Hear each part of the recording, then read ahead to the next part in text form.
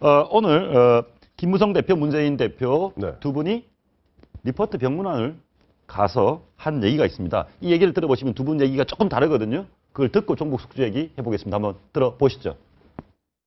종북 좌파들이 한미 동맹 관계를 깨려고 이런 일을 시도했지만은 오히려 한미 관계, 동맹 관계가 더 굳건하다는 것을 확인하는 그런 계기가 되었고, 마치 종북 세력에 대한 국내 정치에 악용하려고 한다면 그것이 오히려 한미 양국 관계의 부담으로 작용하게 될 것이라고 생각을 합니다.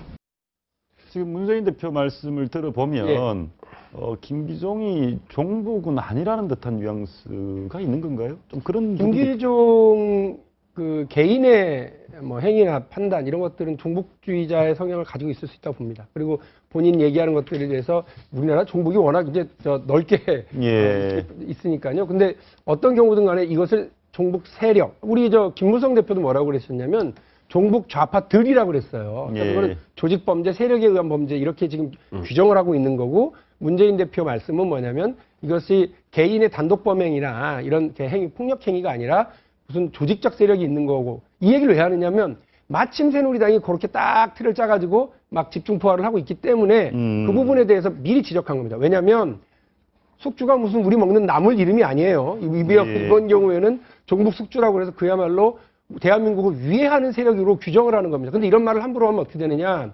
국회 윤리심사 자문위원회에서요, 같은 말을 했던 새누리당의 김진태 의원에 대해서 30일 출석 정지를 지금 권고하고 있는 상태입니다. 근데 당의 대변인이면 당의 입이고요, 김무성 대표의 뜻을 대신한 거라 얘기할 수도 있습니다. 그런 여당의 대변인이 제1야당 파트너를 향해서요, 이완구 총리가 야당을 이기려 하지 않겠다, 야당을 존중하겠다고 얘기한 지 얼마 되지도 않았는데 거기다 대놓고 당신들은 대한민국을 위해가려고 하는 위협 세력의 숙주야 라고 얘기를 한 거예요. 근데 이건 대단히 심각한 정치적인 공세라고 봐요. 저는 그렇게 안 봅니다. 왜냐하면 앞서 처음에 얘기하셨던 아까 그 김기종이 도대체 그런 사람이 우리나라에 몇 명이나 되는지 그렇게 물어보시죠. 저 궁금해서 80년 생각을 갖고 있는 저는 꽤 있다고 보는 것이, 아까 말씀하셨던 대로 보면 대한민국은 미제의 식민지다. 그렇죠. 다음에 뭐 등등등. 이번 과거 1980년 초반의 종속 이론에 따른 이야기들인데, 그게 아까 말씀하셨던 NL 주사파. 저는 기본적으로 김기종이 박제화된 NL이라고 저는 봐요. 그런데 그 비슷한 사람들, 바로 지난해 우리 뭐가 있었죠? 통합진보당이 바로 종북주의를 갖다 추종하기 때문에 우리 정당 해산 심판을 갖다가 대한민국 헌법재판소에서 내렸습니다. 그러니까 그런 분위기라면 응당 앞서 우리 몇 명 없는 듯이 우리 말씀하셨지만 많이 있을 거라고 보고, 그 다음에 보면 지금 이른바 종북 김무성 대표가 종북 좌파들이라고 얘기했고, 그다음에 문재인 대표 같은 경우는 종북몰이에 나서지 말라고 얘기했어요. 서로 그건 정치 공세에 불과할 뿐입니다. 그리고 일단 그 종북, 과거에 보면은 예전에 이정희 구통합진보당 옛 대표에 대해서 종북이라고 얘기했으면 고소 고발당했습니다.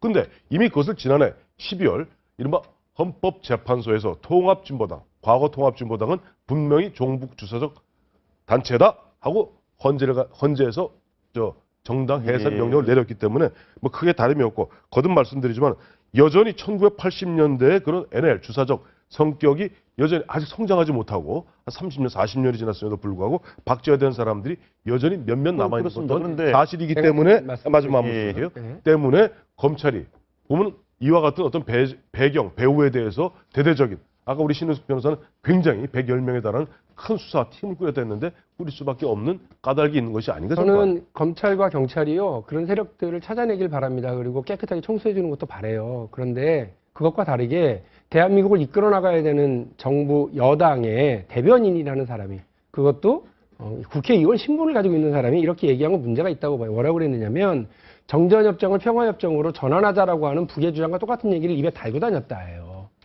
그러면 그 얘기는요, 92년도 남북 기본합의서에 노태우 정부가 현 정부 여당의 괴를 잇고 있는 노태우 정부가 그것에 대해서 합의해서 왔지 않습니까? 거기에도 있는 얘기입니다. 그리고 또 하나는 북을 자주 드나들었는데 이것도 문제다고 하는, 이른바 민주당이 정권을 잡고 있었던 10년 기간에 자꾸 왔다 갔다 했다는 거 아니에요? 그 시기에 김문수 부지사도 모내기로 왔다 갔다 했잖아요. 그리고 황우려 현 부총리 같은 경우도 만경대 댕겨오셨습니다. 박근혜 대통령께서는 다른 뭐 입장으로 다녀오시긴 했습니다만 주체 사상탑을 방문하고 왔다라고 본인이 얘기하셨습니다. 그러면 그러니까 요것만- 제가 지금 잠깐만요. 예, 예. 그것만 말씀드릴게요. 보시죠. 예. 그러니까 이런 문제를 정치권이 가져다가요. 아이고 이런 불행한 일이 벌어졌으니까 냉큼 가져다가 자기의 정치적 이익을 위해서 숟가락을 얹으려고 하는 그런 태도가 여당의 태도여서는 안 된다라고 하는 거죠. 대한민국을 위해하는 세력이 그것이 무엇이든 간에 종북이든 뭐든 간에 그런 세력에 대해서는 당연히 자. 현행법에 따라서 처벌하는 건 자, 공감을 잠깐만, 짧게 한마디만 할게요. 확인을 하시죠. 그러면